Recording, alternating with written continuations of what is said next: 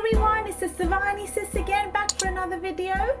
In this video, we're going to talk about 3 tips on how to use your memories to activate joy. Stay tuned.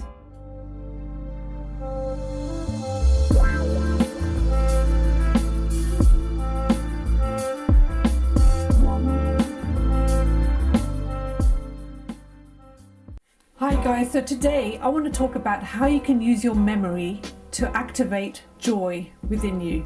Now, most of us use our memories for recalling and regurgitating bad stuff that's happened in the past. We often tend to do that. Sometimes we have a chit chat with our friends and reminisce about the old days, but a lot of the times we're thinking about the past. You know, neuroscientists say that 90% of our thoughts are actually the same thoughts that we had yesterday. So we're actually not thinking anything new. Everything is from the past. And actually your brain, the structure of your brain and all those neural pathways in your brain, those lines of thinking, are all records of the past. Your brain is actually a record of your past. Remember this, okay? This is a key point. I'm going to say that again. Is a record of your past. So when you automatically think things, you're thinking from your brain. That's a record of the past. So you're automatically going to think of the past. You're not going to think any new, different thoughts about the future. If you do, the thoughts about the future are usually a reflection of what's happened in your past. So how do you make your memories actually work for you and make you feel good inside and produce new results of something great that's going to happen in the future? Well, we've got 3 tips for you. Very easy tips. So the first one is, like I said, we mostly think of all the bad stuff that's happened in the past on a day-to-day basis. We may not even be aware of it, but we are. First thing to do is get a lovely book like this. So I've got a nice velvety kind of book. I've got a nice sparkly book. Quirky cashmere. And in this book, write down all the wonderful memories or the magical moments you've had in your life. Now, that could be a very full book for some of you, or it could be just a page for some of you. But let me tell you this, if you really think about it, everyone's had some magical moments.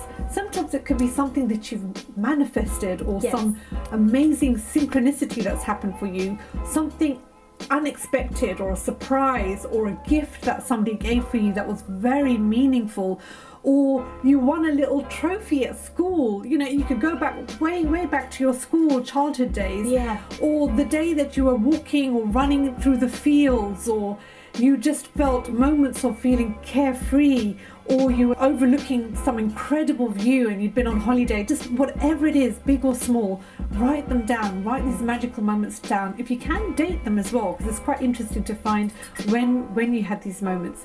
When you do this, you're more likely to then think of the good stuff that's happened in the past, because your focus is going to be on that as you're collecting these memories and writing them in your book. The second thing to do is, now this is a bit strange, is rewrite your past. Did you know that in quantum physics, because there's no such thing as time, there is only now, you can actually rewrite your past. You can actually change your past in the now. Now, this is going to be mind-boggling for most of you, because it's also mind-boggling for me, right? Yes. Because it's so hard to grasp, because in this world we see time as that was the past, this is now, and that's the future. But actually in the quantum field, when you're not based on this 3-dimensional world and your 5 senses, the things that we don't see is actually beyond space and time. And so everything is actually just happening now. Time is an illusion. It's a man-made construct. Yeah, and we've done a video on that. Yes, everything is happening simultaneously at once. So the power is in the now. Because the power is in the now, you can actually rewrite your so-called past. And I'm saying past like this because actually there is no past. There is only now. So when you're rewriting the past, when are you doing it? You're doing it now, right? So there is only now. So when you rewrite your past, what you want to do, you can either get a book and write it out, or you can do it in your mind. Something that's been an unpleasant event for you in the past, you can rewrite it. You're not in denial that it didn't happen, but you're just looking at it in a way that, okay, this thing happened. What if it actually happened like this? Because remember, everything that happens to us is our perception of it. So it's actually not fully true. Our past is actually not 100% truth. History is not even truth. It was his story. So when you go to Somebody's history class, perception. it was somebody's perception that had recalled a historical event. It doesn't mean that was a true fact that actually happened.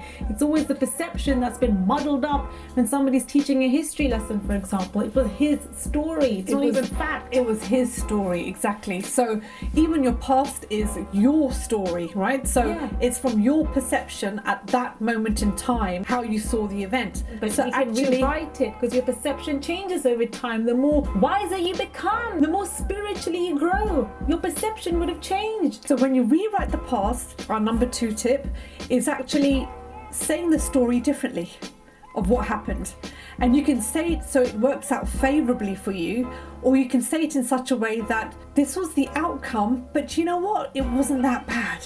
You know, you can soften it up. You can make it to be a better story than it was at the time. And by doing that and doing it over and over again, you actually do rewrite the past. So that past memory of that past event no longer triggers you in the same way. In fact, if anything, it makes you feel a little bit more calm or at ease when you think about it, rather than angry or upset or all the negative emotions that were coming up before. What you'll find is by rewriting the past, you'll be able to use those memories as, actually, you know what, that event was really interesting, rather than event was horrible or horrific. That event was interesting and I learned a lot from it, and I'm the person today because of that, you know, or it's made me stronger. Or it shaped me to who I am. Yeah, or if it's somebody that hurt you, you can come from an understanding place from that person. Yes. You're not condoning their behavior, but what you're doing is coming to an understanding so that it doesn't affect you as much. So that's what we mean by rewriting the past. You can write it out as a script, or you can do it in your mind over and over again. And then that memory, that painful memory, doesn't become so painful, and you'll be activating more joy within you when you think about it. And it becomes wisdom. Wisdom is having the memory of a past event without the emotional charge. So that's number 2 tip. The 3rd tip is, Kashmir, do you want to share that? Yes, the 3rd tip is stop regurgitating your story of woe. Usually what happens is when we get together with friends and family and something seemingly negative occurred in your past and you still have that strong emotional charge, it's very easy to just want to repeat and regurgitate and share that story to others, because you feel some sense of soothing, you feel some sense of productiveness, that I've got it off my chest, I've shared the negative news. But what it gives you a bit of a hit, doesn't it? It gives you a bit of a dopamine hit. You feel like talking about it again and again. Exactly. Yeah. But actually what it's doing is your emotions are addictive. So it's almost like those negative emotions that you bring up are almost addictive to you. Even though they're negative, your cells are craving for that hit. It's like a drug. These emotions are a drug. You absolutely love to express them again. And if you want to understand that a little bit more, then Breaking the Habit of Being Yourself, Dr. Joe Dispenza explains it really well in one of his chapters. So stop regurgitating the same story over and over again to family, friends, colleagues, and anyone else that you meet. And how do you do that? Self-awareness, just being aware that you're saying that story again. Zip it. Unless you're coming from a high level perspective, you've now got the wisdom without the emotional charge, because now when you say the story of a negative event, it doesn't affect you. Now you'll be saying it from wisdom, from inspiration, and you'll actually be giving value to someone that's going through a similar thing. They'll be like, you know what, I want to see it that way. I'm going through this thing as well, but the way that you've come out so strong, you're actually inspiring me. And then you help that person to see whatever negative situation that they're going through from a different level of perspective as well. That's it. That's wonderfully said, Kashmir. I do like that. Yes. So just a quick recap of those 3 points. The first one is write down all your good magical memories and synchronicities and all the wonderful things that have happened to you. Yes. The second tip is rewrite your past. Tell a different story to yourself. Write it out as a script.